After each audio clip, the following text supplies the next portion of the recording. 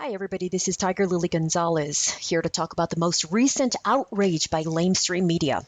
Today is the 26th of December, 2012. Hope everybody had a great holiday and Happy New Year to everybody. The Huffington Post put out an article today titled New York Journal News Publishes Gun Owners' Names in Westchester, Rockland Counties. That just tickled the crap out of me because my initial reaction, just on the title of the article, was to think, number one, that this was an attempt by lamestream media to publicly shame gun owners for daring to arm themselves. And number two, that this was going to give criminals an advantage to assume people not on the list were not armed. So, I am an open carrier. Everybody who knows me knows that everywhere I go that I'm allowed to, I will open carry my loaded .45. And a lot of people say, well, if there's a criminal around, the first person they're going to shoot is you if you're at a 7-Eleven because you're the one with the weapon. Well, ladies and gentlemen, I have a brother who has spent some hard time with O.J. Simpson. And he's spent some time with some of the most hardened criminals that there is. And he did an informal survey and asked everybody, all of the armed robbers, guys who are there for armed robbery, and asked them, hey, if you saw somebody open carrying a weapon in a convenience store, would you rob that one? And he said 100% of the people that he questioned said, hell no, I'll go to lower hanging fruit. I'll go to another convenience store. So if you're a criminal, obviously you're going to rob a house that you're reasonably sure doesn't have guns in it. So this is actually, people are like outraged. How dare you? I mean, and why do people want to be closet gun owners anyways? I mean, if I got a gun, I want everybody to know it. It's like, especially the criminals. Law-abiding people aren't going to be fearful of my gun. The only people who should fear my gun are cops and criminals, but I repeat myself. So anyways, that was what I picked up right off the bat when I just saw the title of the article. But then on reading the article further, it appears the Huffington Post picked up on that little nuance, but they picked up even more. So let me read the article. A New York newspaper is under criticism for publishing the names and addresses of local gun owners on Monday. In a piece titled, quote, "The Gun Owner Next Door, What You Don't Know About the Weapons in Your Neighborhood," end quote, the Journal News requested the names and addresses of local residents who are licensed to own handguns through Freedom of Information law requests. The paper requested information from Westchester, Rockland, and Putnam counties. The paper was only given the names and addresses of those who have a license to own a handgun. The paper was denied its requests for the amount and types of guns owned by those who have licenses.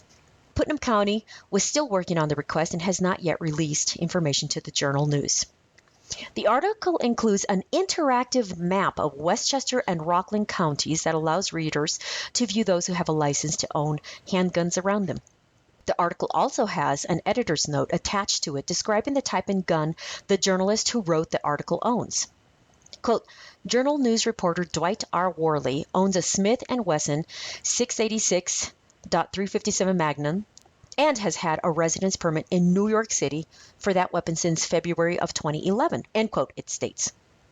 Some critics felt the Journal News article put people in danger.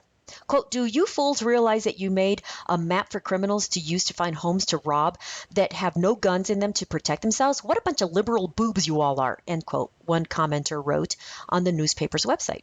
Others worried that the names would expose law enforcement officials. Quote, you have judges, policemen, retired policemen, FBI agents, they have permits. Once you allow the public to see where they live, that puts them in harm's way, Paul Piperato, the Rockland County clerk, told Journal News reporter Worley.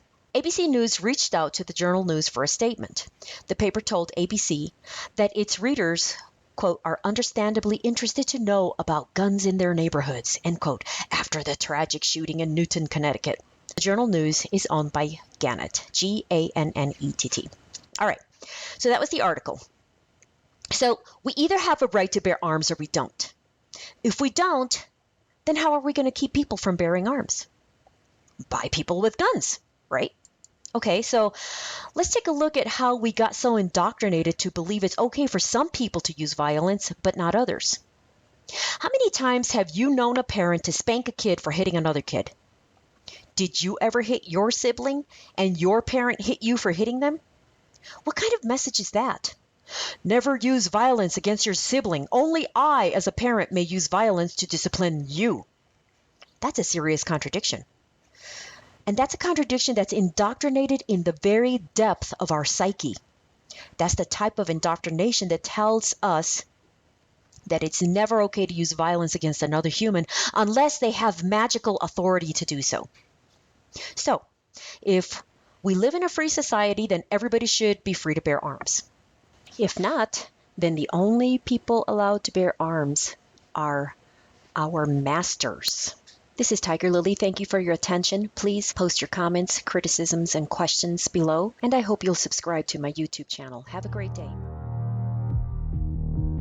By definition, a slave is a person that is disarmed. P.S. I urge you to see the YouTube video named No Guns for Negroes. After watching it, know that there's a new Negro in town, the taxpayer. And while racial disparities of liberty are undisputed, also undisputed is the fact that here in America there are two types of people, taxpayers and tax collectors. To advocate for gun control is to advocate for the further enslavement of we, the tax-paying sheeple.